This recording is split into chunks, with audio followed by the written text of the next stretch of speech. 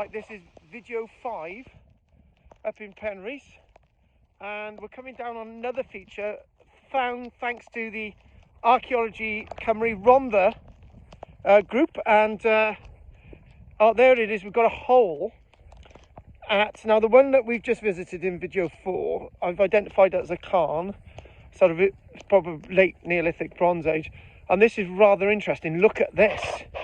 There's a depression in the ground, a load of lids of stone. Now this looks rather interesting. So this could be classified. We're not sure on this one. It is sort of clear, but if we're going to classify this, we'll classify this as more in the Bronze Age rather than, so talk about 4,000 on this one. But you've got a hole in the middle. Now, is this a sump hole? As this is not scheduled or protected, maybe a sontage or trial trench should be good.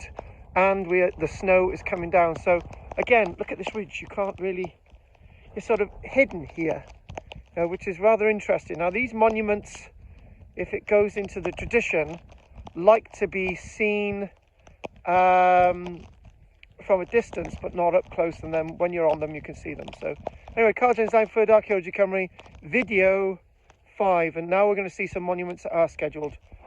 Thank you.